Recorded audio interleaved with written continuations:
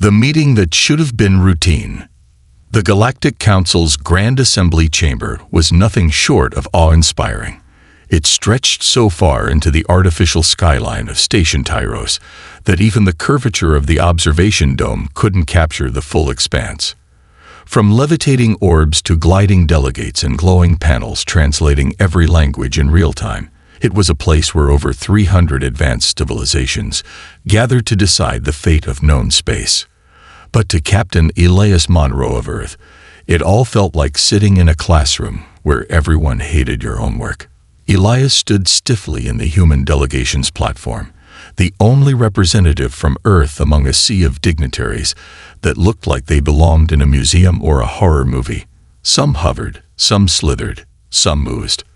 All wore layers of ceremonial armor, fabrics laced with microscopic circuitry, and shimmering tech so advanced it could be mistaken for magic. In contrast, Elias wore a matte black utility suit, dusty from fieldwork, and scarred with the kind of scratches that told stories only soldiers remembered. He wasn't a diplomat. He wasn't even supposed to be here. The regular ambassador had been caught in an unexpected wormhole collapse near the Andorran cluster, and with no time to send a replacement through the proper channels, Earth had made the best of a bad situation. Elias had been the nearest officer with enough clearance, and, unfortunately, the kind of reputation that made people either nervous or curious. Mostly both.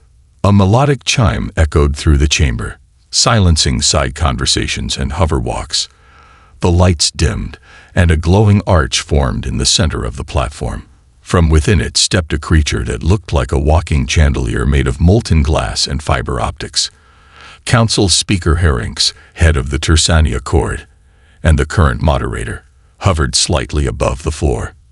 Their voice, transmitted through psionic relays, echoed directly into every delegate's mind. "Let us proceed with the agenda," Herrinks announced, each word smooth and patient. Item 34C, Annual Military Systems Review. As tradition dictates, each species will present advancements in defense technologies to uphold our shared values of galactic stability and preparedness. Elias had heard about this. It was part tech fair, part muscle flexing, and all ego. Everyone came to show off how their fleets had gotten smarter, faster, deadlier. Earth always got side-eyed during this segment. Primitive, they whispered. Outdated, they joked. Yet, no one seemed willing to say it too loudly. The first few presentations went as expected. Aetherians introduced gravitational nullifiers. The Krultan hive showed off nanobot swarms that could disable ships before a single shot was fired.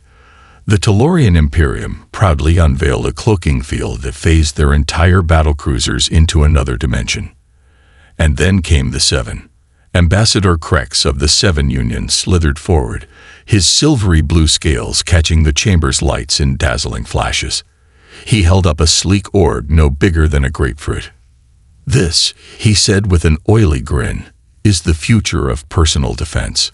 The 360-degree energy modulation shield.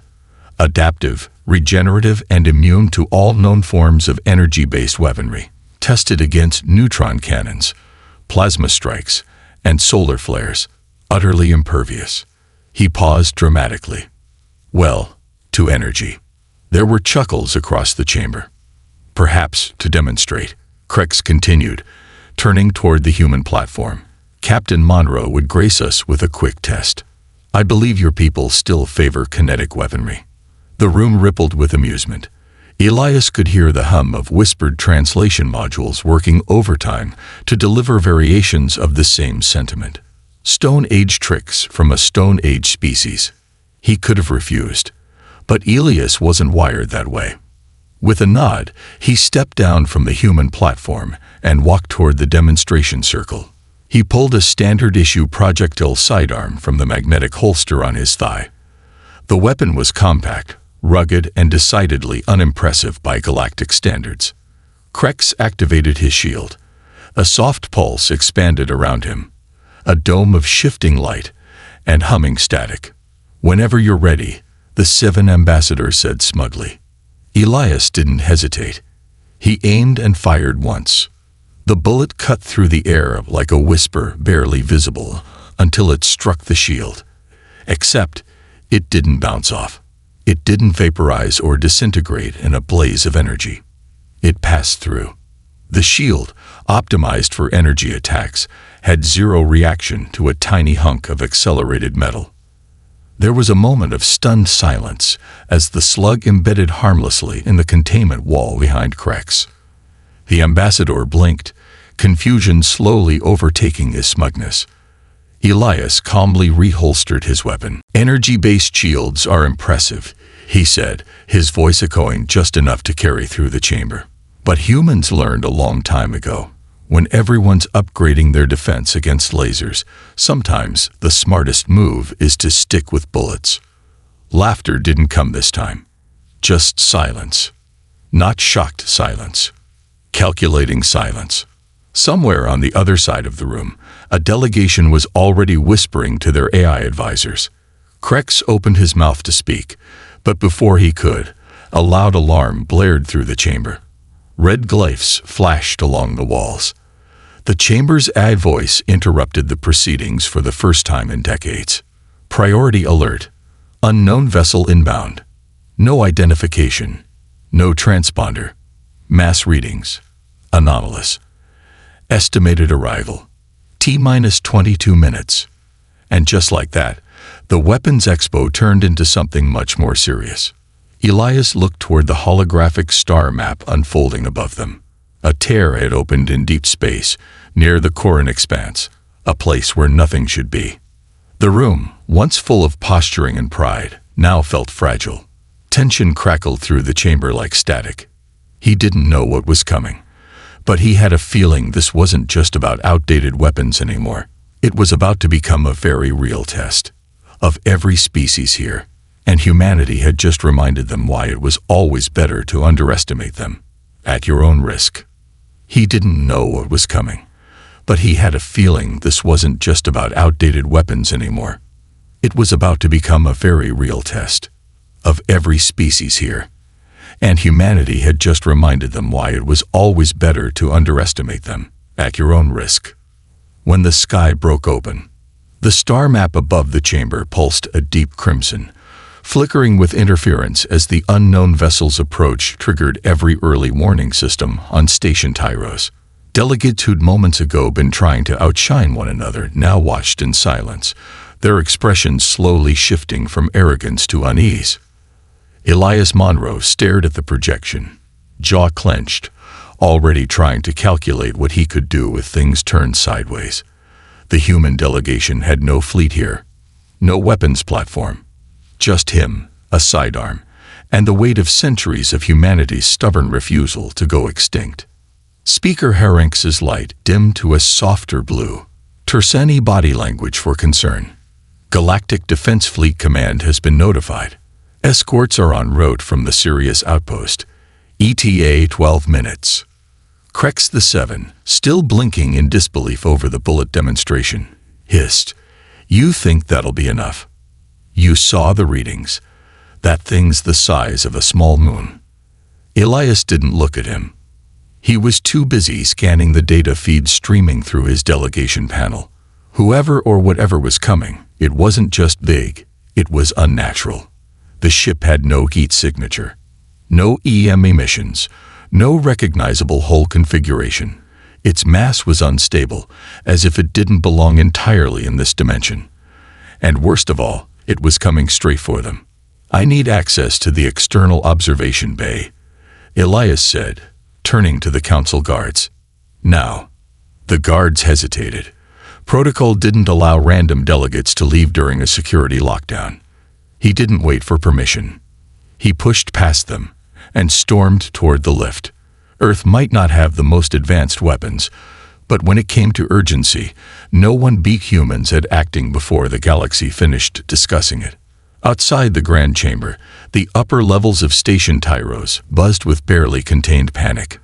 Drones zipped overhead transmitting updates, while emergency lights blinked along curved corridors. Through a transparent viewport stretching 100 meters wide, Elias finally saw it. The vessel was arriving, not through space, but through space-time.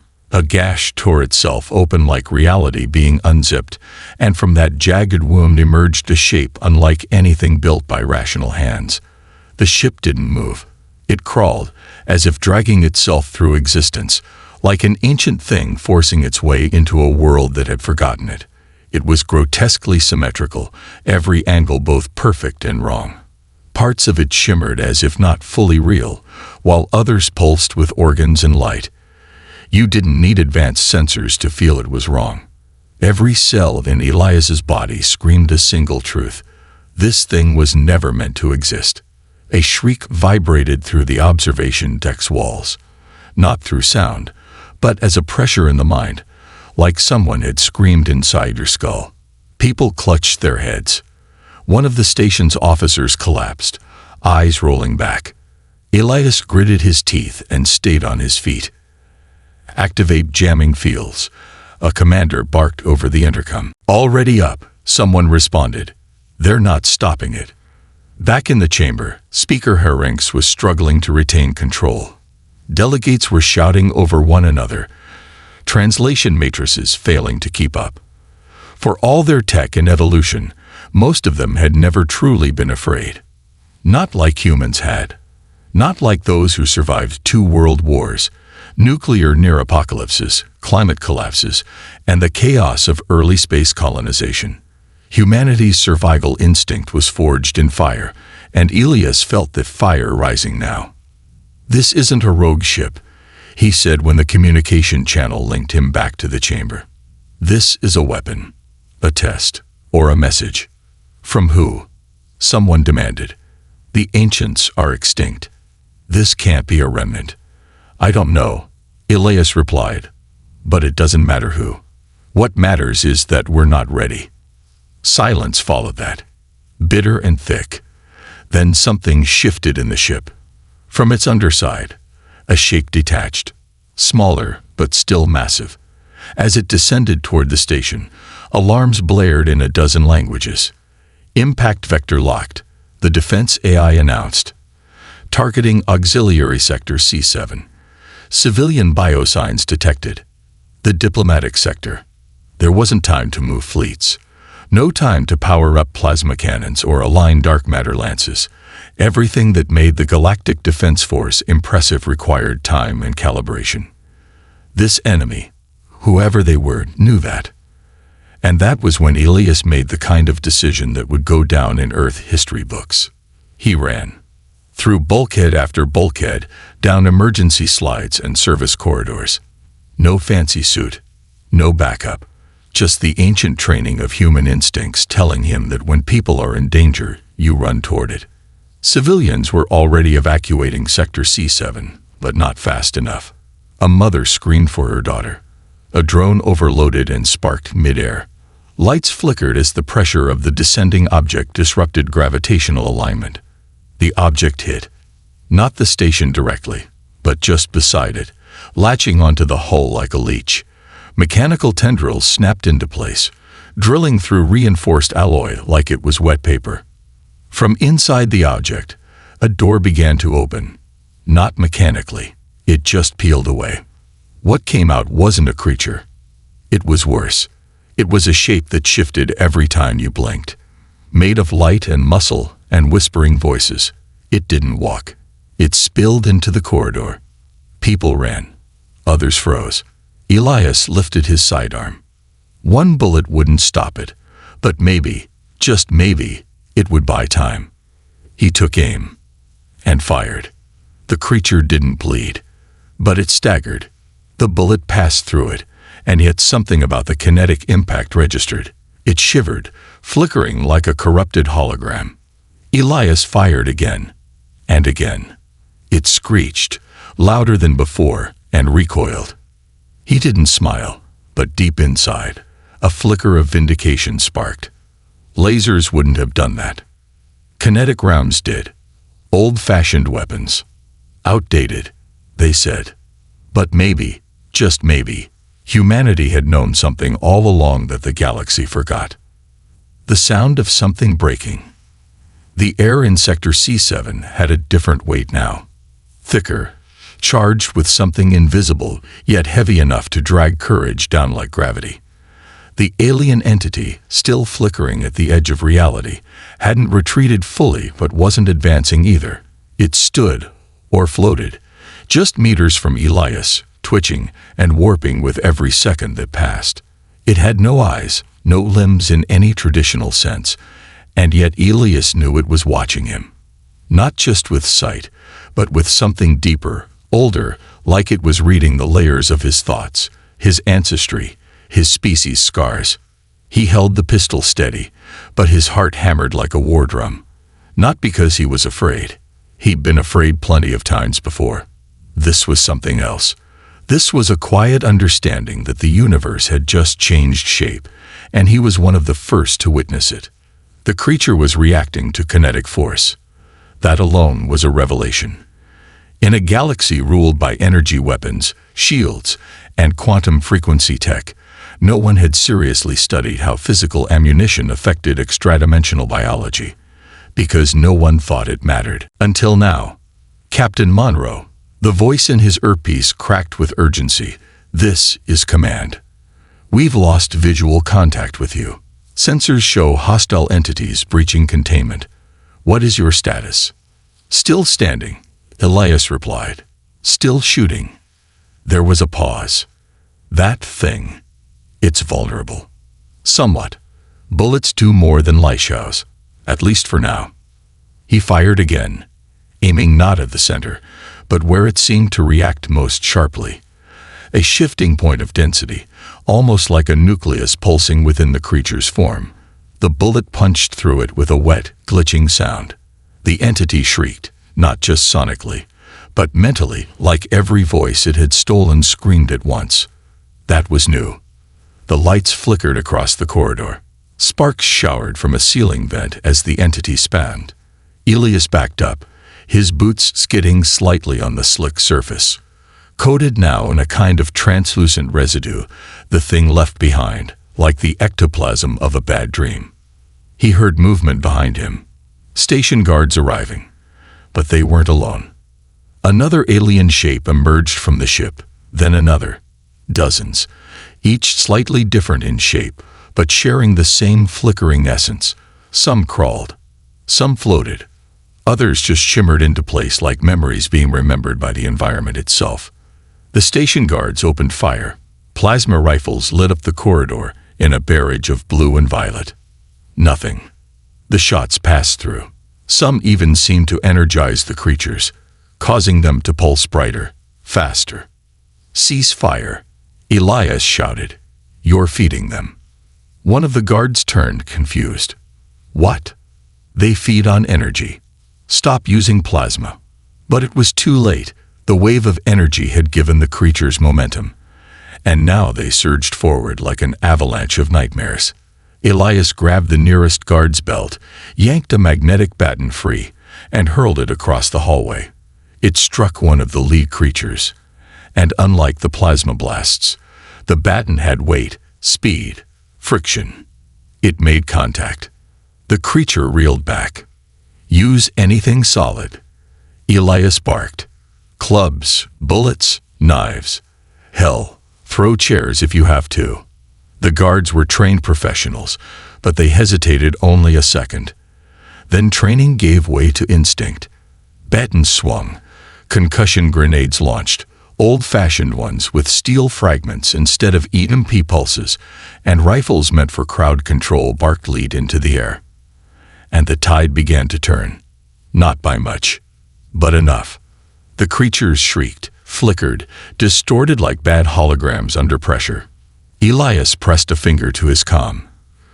Council chamber, this is Captain Monroe. The invaders are vulnerable to kinetic force, not energy.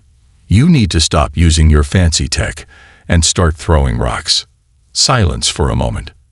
Then came Harinx's voice, smoother now. Confirmed. Message relayed to all sectors. Human kinetic theory now in protocol override. That phrase alone would have made Elias laugh in another situation. Human kinetic theory. Sounded like a physics course.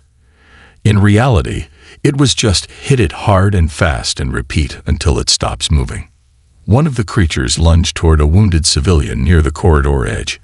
Elias didn't think. He sprinted forward, dove, and slid across the floor like a baseball player. With one arm, he shoved the injured woman back.